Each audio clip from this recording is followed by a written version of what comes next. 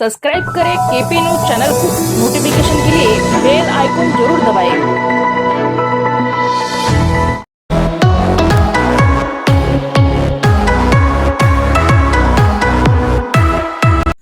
नमस्कार, KP news channel मध्ये आपलं सर्वांचं स्वागत आहे। मी श्रुती कथे।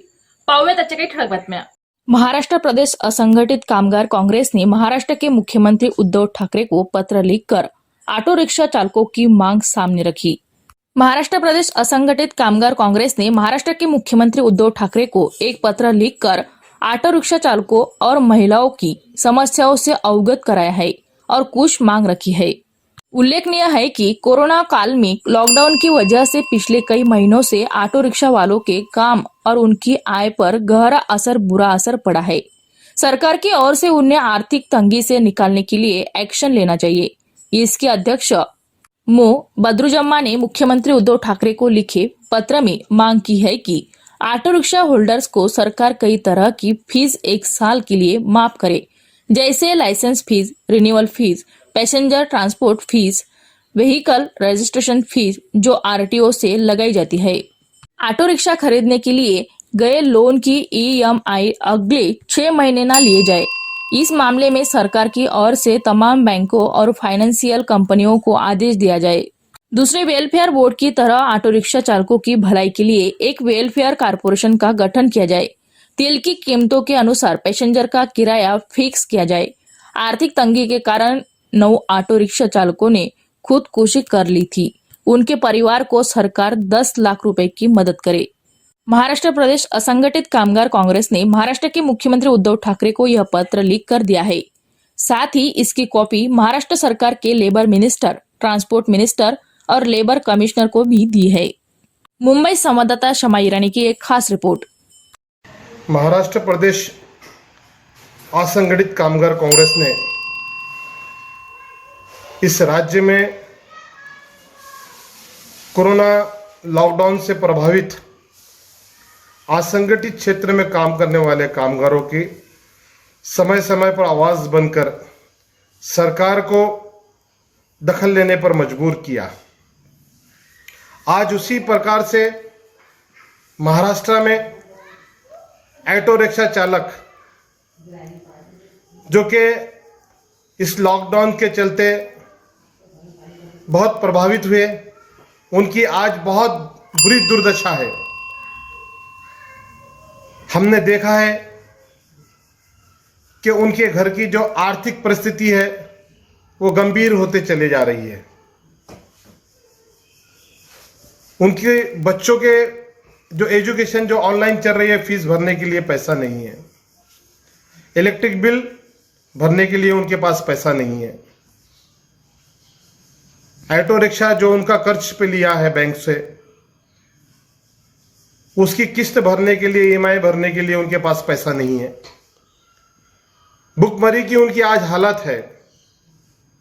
4 महीने से घर में बैठे हैं और सरकार की तरफ से उनको अभी तक के कोई मदद नहीं मिली है।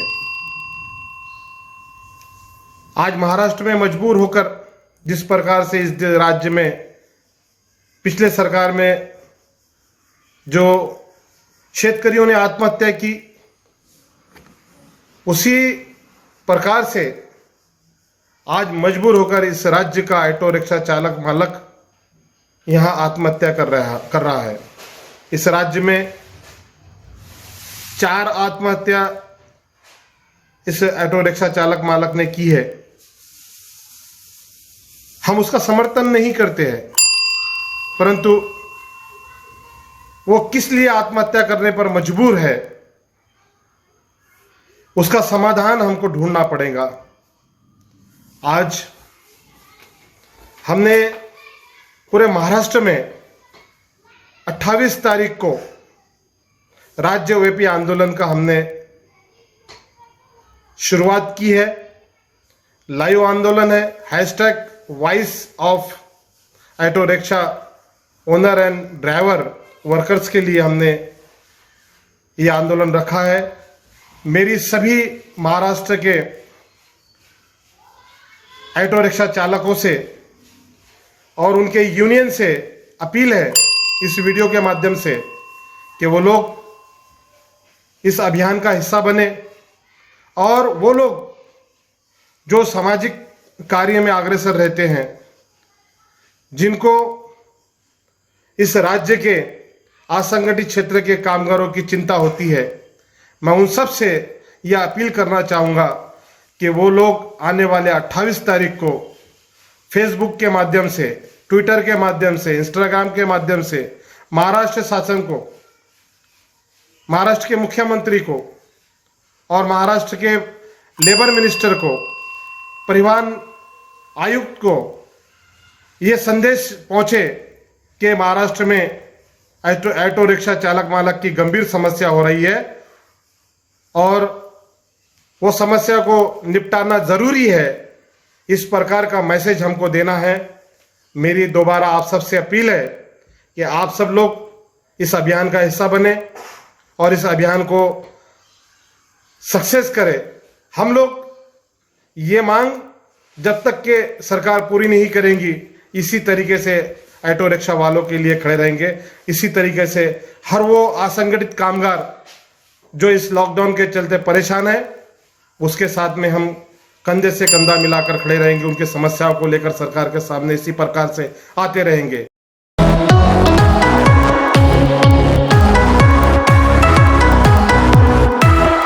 सब्सक्राइब करें केपी न्यूज चैनल को।